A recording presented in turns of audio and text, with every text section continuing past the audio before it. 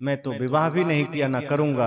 आपके बच्चे भी हैं, पत्नी भी हैं, परिवार है, सब जमीन आप ही ले लीजिए, घर आप ही ले लीजिए, हमें तो बस आपका प्रेम चाहिए।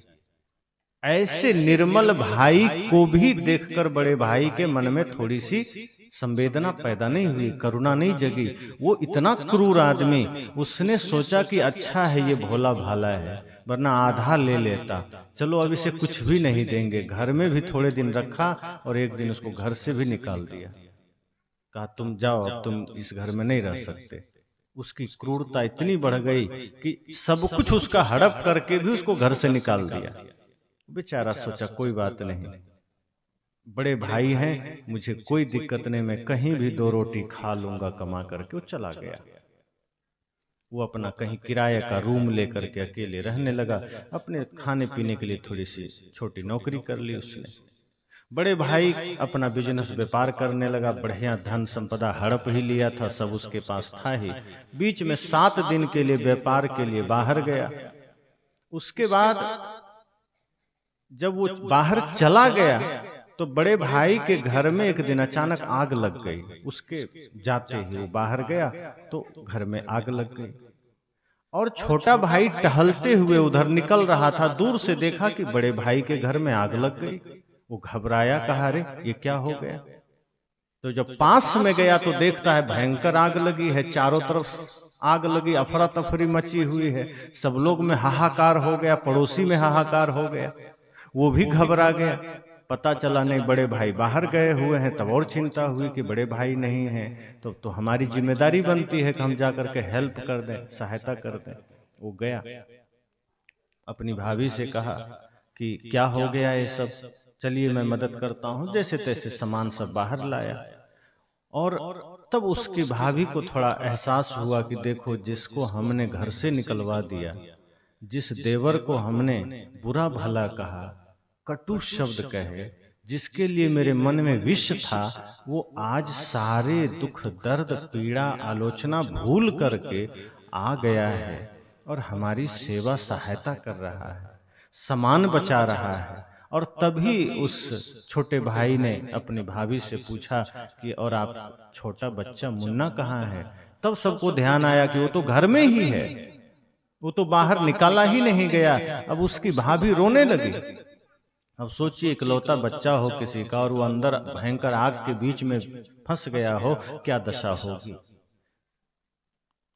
सब गांव वालों ने कहा अब तो कुछ नहीं हो सकता, आग बढ़ चुकी है, अब घर में जो घुसेगा वो मर जाएगा। उसकी भाभी का भाई भी बगल में खड़ा था। उसने कहा कि तुम जाओ बचाने। उसने कहा कि अगर मैं गया तो मैं जल जाऊंगा, मैं ना जा सकूंगा। लेकिन उसके छोटे देवर ने वो कहा कि मैं जाता हूं। लोगों ने रोका कि ना मत, तो तुम मत जाओ, अनर्थ हो जाएगा। अब न सामान बाहर आ सकता है, न वो छोटा बच्चा आ सकता है, और जो जाएगा वो तो नहीं ही आ सकता है। फिर भी उसने हिम्मत किया कि मेरे रहते हुए बड़े भैया की अनुपस्थिति में अगर मुन्ना को कुछ हो गया तो ये कलंक लेकर मैं नहीं जी सकता। उससे अच्छा न्यौछावर कर दें हम भले ही प्राण को, लेकिन बचाने का प्रयास तो करेंगे। अब देखिए, कहानियां हो सकता है ये सत्य घटना ही हो, लेकिन हम सबको विचार क्या करना है कि बड़े भाई ने उसके साथ क्या दुर्व्यवहार किया, पर छोटे भाई ने अंतिम सांस तक, आखिरी समय तक भी ये सोचा कि बड़े भाई ने अपना कर्तव्य निभाया है, जो अच्छा लगा। मैं छोटा भाई हूं, मैं तो अपना कर्तव्य निभाऊंगा। भले ही बड़े भाई अपना कर्तव्य प्रेम पूर्वक नहीं निभा पाए, भले ही वो हमारे प्रति कटु व्यवहार किए, छल का व्यवहार किए, पर मैं तो नहीं कर सकता। मैंने तो रामायण पढ़ा है, मैं तो लक्ष्मण बनकर के ही रहूंगा, मैं तो भरत बनकर के ही रहूंगा। और उसने यही सब सोचते हुए कंबल ओढ़ा और किसी तरह आग को चीरते हुए गया। यहां वहां झांका, मिल गया बच्चा कमरे में, उठा करके आग को चीरते हुए बाहर आया। और बाहर आया, बच्चे को दिया और वो बेहोश होकर गिर पड़ा। झुलस गया था लगभग 70%। बच्चे को बचाने में बच्चे को कुछ नहीं हुआ, बचा लिया, लेकिन उसकी भाभी की आंखों से आंसू रुक नहीं रहे हैं। वो बच्चे को देख करके जितना खुश हो सकती थी उससे ज्यादा वो रो रही है। आज उसको लगा कि ये देवर नहीं मेरा भगवान है, ये मेरे जीवन में मसीहा बनकर आया, ये अपने प्राणों की परवाह न किया, मेरे बच्चे को बचा लिया। और फिर उसे अस्पताल में भर्ती कराया गया। डॉक्टर जांच करके उसकी चिकित्सा में लग गए। धीरे धीरे चिकित्सा शुरू हुई और तब उसका बड़ा भाई जब लौटा तो गई पत्नी लेने स्टेशन। तो जब भाई गाड़ी में बैठा तो पत्नी क्या कहती है कि चलो आज मंदिर चलते हैं। तो बड़े भाई ने कहा तुम तो पहले कभी मंदिर नहीं जाती थी, आज मंदिर की बात, कहाँ आज मंदिर चलेंगे। उसने सोचा 2-4 मिनट के लिए ले जाएगी, चलो कोई दिक्कत नहीं चलते हैं, क्या दिक्कत है। तो उसने भी मना नहीं किया और उसकी पत्नी ड्राइवर से कही कि चलो गाड़ी को ले चलो सरकारी अस्पताल की ओर। तो उस सेठ ने, बड़े भाई ने कहा कि अस्पताल की ओर क्यों, मंदिर की ओर न, कहा चलो तो पहले चुपचाप। अस्पताल के पास ले गए, फिर कहा चलो जहां वो जला हुआ वार्ड था, जो बर्निंग सेंटर जिस तरफ जो जले हुए लोगों को रखा जाता था, जहां इलाज होते थे, उधर ले गए। अब वो आदमी हड़बड़ा रहा है कि ये मंदिर बोल करके ये कहाँ ले आई, चारों तरफ लोग तराह रहे हैं, त्राहिमाम त्राहिमाम है, कोई रो रहा है, कोई कराह रहा है, किसी के शरीर मतलब ऐसा जला हुआ नजारा। उस बीच में उसका भाई भी वहीं लेटा था, कंबल से ढका हुआ था, इलाज चल रहा था। पत्नी ने कहा आओ, ये मंदिर और ये मेरे भगवान। तो कहा कौन है। जब कंबल हटाया कहा अरे ये नालायक, इसके पास तू ले आई, क्या हो गया ये, कुछ इधर उधर पाप करते हुए जल गया होगा। पत्नी ने कहा तुम बड़े नादान हो, बड़े मूर्ख हो, बड़े गंवार हो, ये मेरे भगवान हैं, ये तुम्हारा भाई नहीं, तुम्हारे भाई के रूप में भगवान है। तुम जब नहीं थे तो घर में जो दुर्घटनाएं हुई है, उस दुर्घटना में इसी ने तुम्हारे इस इकलौते बच्चे को बचाया है और उसी में ये जल गया है। तुम तो जहर भर कर इसके लिए जी रहे थे, हम जहर भर के जी रहे थे, पर इसने तो अपने हृदय में अमृत भर रखा था और उसी अमृत के वजह से ये आज तुम्हारे दीपक को बचाया है अपनी कुर्बानी देकर। इतना सुनना था तब बड़े भाई को आभास हुआ कि हम तो बहुत ही गलत सोच रहे थे, इसे भोला भाला समझ करके हमने छल किया, कपट किया। वो तो सच में धर्मात्मा निकला, उसकी सारी हेकड़ी निकल गई और तब आंखों में आंसू आए कि नहीं, भूल हो गई हमसे। कभी कभी आप अपनी भावनाओं से, अपने त्याग से, अपने समर्पण से, कहा भी गया है कि पत्थर पर भी लकीर बन सकती है अगर हम ठान लें।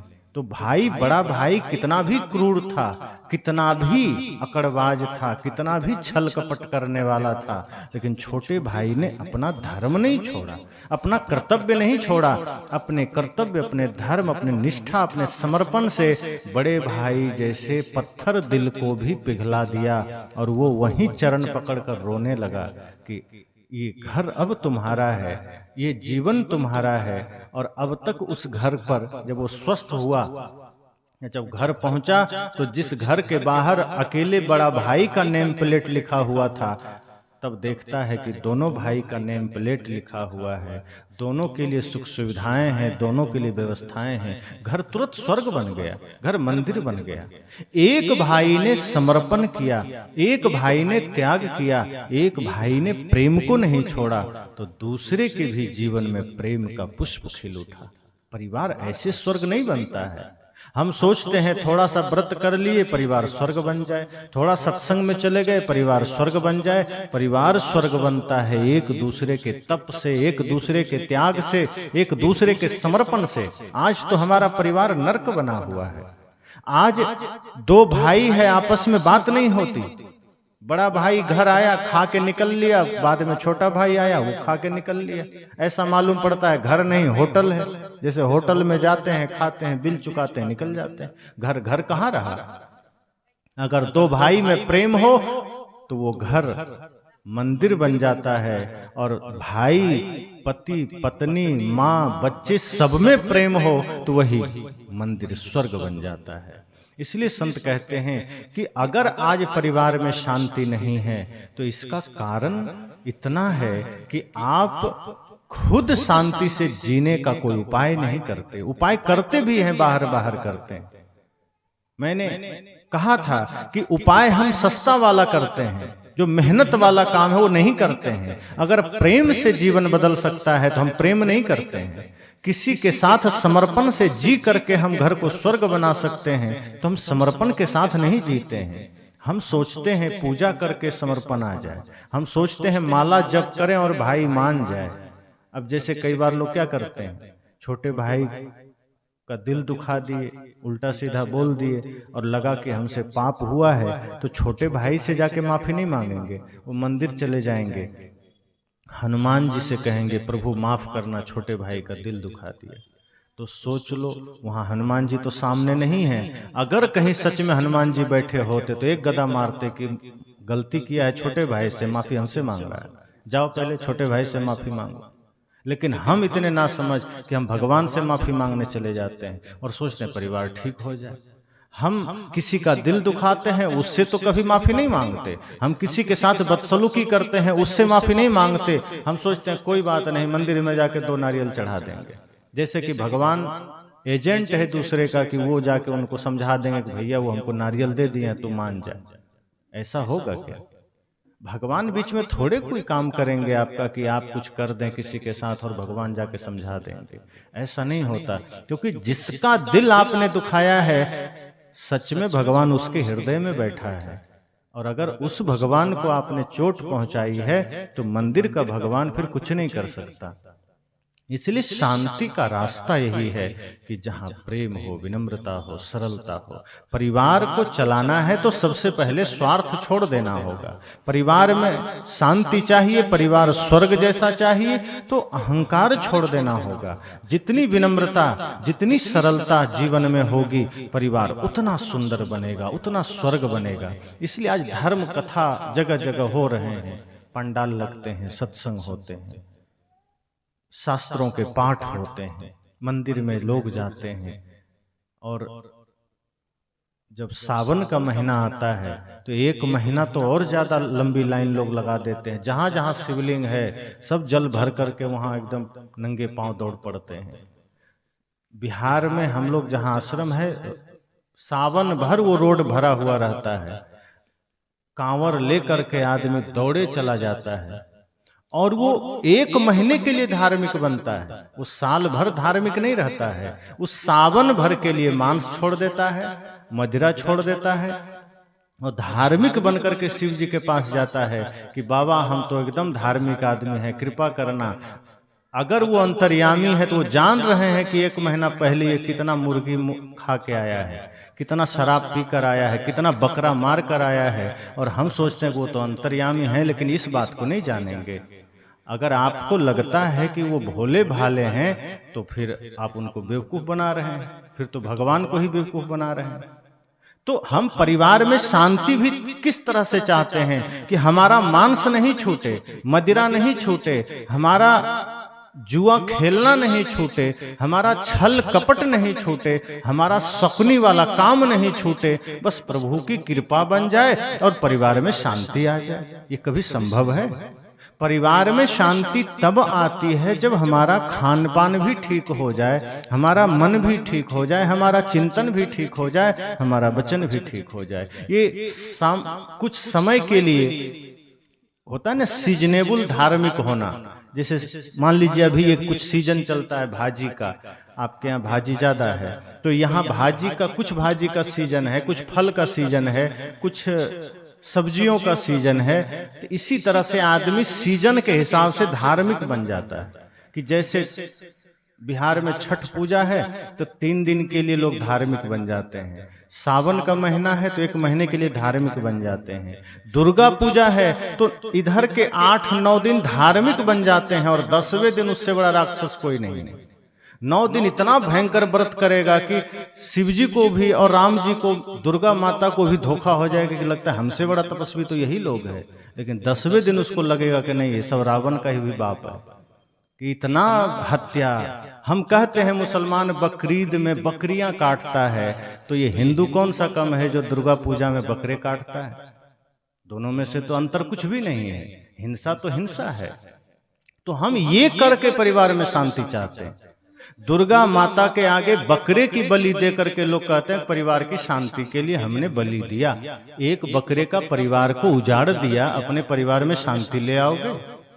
अरे बकरे का परिवार तुमने उजाड़ा है, उसके अंदर भी वही परमात्मा है, वही जीव है। तो हम परिवार में शांति तो चाहते हैं, लेकिन वैकल्पिक व्यवस्था के साथ, अपने जीवन में संयम से नहीं, श्रद्धा से नहीं, भक्ति से नहीं, उपासना से नहीं। हम चाहते हैं कि जीव हत्या करनी पड़े तो कर दें, कहीं घूस देना पड़े तो दे दें, सिर्फ नारियल चढ़ाना पड़े तो चढ़ा देंगे, 1-8 लाख रुपया दान करना पड़े कर देंगे, लेकिन विकारों का त्याग ना करना पड़े और परिवार स्वर्ग बन जाए। इससे कभी नहीं होगा। ये जो कभी कभी हम धार्मिक हो जाते हैं, और कई लोग तो हैं सुबह 1 घंटे के लिए धार्मिक हो जाते हैं। बड़े बड़े सेठ साहूकार दुकानदार, वो सुबह 1 घंटे बड़े धार्मिक हो जाएंगे। वो 1 घंटा एकदम माया मोह से दूर अगरबत्ती लेकर के राम राम राम राम या कोई भी मंत्र जाप करेंगे। लेकिन जैसे ही पूजा खत्म होगी, जब वो दुकान पर जाएंगे, तो फिर वो जेब काटने की पूरी तरकीब लेकर बैठते हैं कि कैसे किसी की जेब काटी जाए, कि कैसे किसी को धोखा दिया जाए, कैसे वस्तुओं में मिलावट किया जाए। और इससे हम सोचते परिवार में शांति आ जाएगी। कई लोग तो कहते ही हैं कि हम जितने भी तीर्थ यात्रा करते हैं, उसका एक ही उद्देश्य होता है, साल भर में जो पाप करते हैं उसको जाके धो देते हैं। उनको ये वहम भी लोगों ने डाल दिया है मन में, पंडित पुजारियों ने, कि हाँ तुम अगर 1 लाख बार राम का नाम जप लोगे या काशी प्रयाग जैसे तीर्थों में एक बार डुबकी लगा लोगे, तो तुम्हारे साल भर के पाप नाश हो जाएंगे। और ऐसा लिख भी दिया गया कि गंगे तव दर्शनार्थ मुक्ति, तुम्हारे दर्शन से मुक्ति है। तो परिवार में शांति कैसे आएगी, बहुत सारे हथकंडे हमें बताए गए और हम वही सब करना चाहते हैं। लेकिन वास्तव में शांति आती है स्वार्थ छोड़ने से, गलत खानपान छोड़ने से, अहंकार छोड़ने से, छल कपट छोड़ने से। और ये छूटता नहीं है। ये जिसका छूट गया घर उसका स्वर्ग बन गया। ये जिसने छोड़ दिया वो समझना अपने घर को मंदिर बना लिया। तो बाहर के इन सारे हथकंडों से कभी शांति नहीं आएगी। सद्गुरु तो बड़ा सरल रास्ता देते हैं कि अगर परिवार में शांति चाहते हैं, जीवन में शांति चाहते हैं, तो मन वचन कर्म को पवित्र करिए, निर्मल करिए। यही एक मार्ग है। बाकी आप किसी भी तरह से अगर गलत कर रहे हैं, तन से, मन से, वचन से, तो उस वजह से आपके जीवन में शांति नहीं आएगी, परिवार में भी शांति नहीं आएगी, समाज में भी नहीं आएगी। चाहे रामायण की कथा सुन लीजिए, चाहे भागवत की कथा सुन लीजिए। मैं तो कहा कि जगह जगह पंडाल लगते हैं, सत्संग होते हैं, कथाएं होती है, बड़े बड़े संत आते हैं, कथा करते हैं, चले जाते हैं। क्यों नहीं जीवन बदलता? क्योंकि सही राह दिखाने वाले कम हैं।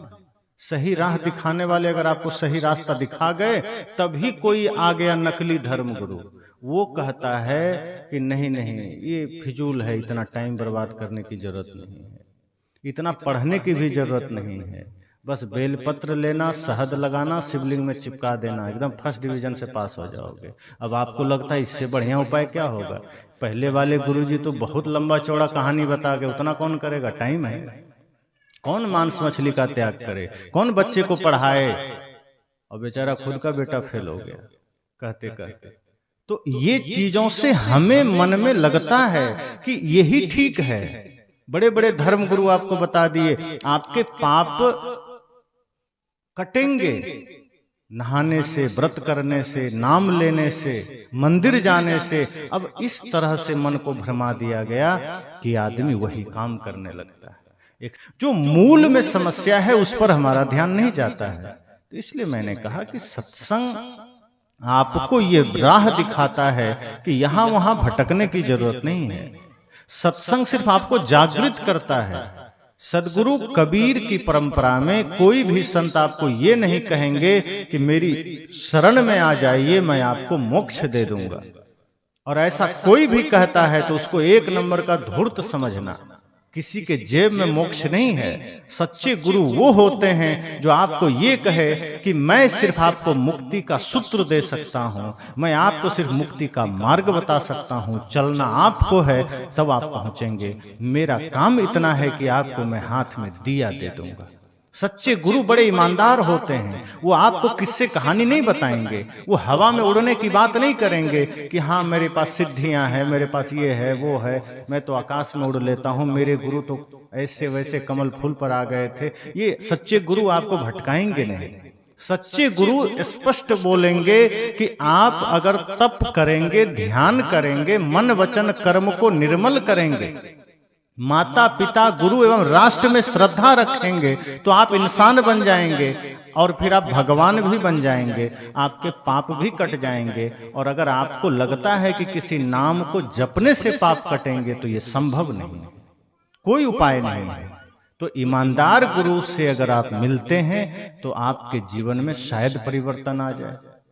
बिना मेहनत के कुछ नहीं होता। अभी जितने लोग बैठे हैं इसमें से अधिकांश किसान वर्ग के लोग हैं। आप खुद सोचिए, आप अपने धान खेत में जाइए और वहां बैठ करके माता अन्नपूर्णा और लक्ष्मी देवी का वंदना करिए 2-2 घंटा रोज, तो कितना धान हो जाएगा खेत में। आप भी जानते हैं कि वहां ट्रैक्टर चलवाना पड़ेगा, धान का बीज डालना पड़ेगा, उसमें खाद डालना पड़ेगा, निराई गुड़ाई करना पड़ेगा, पानी कम जाएगा पानी डालना पड़ेगा।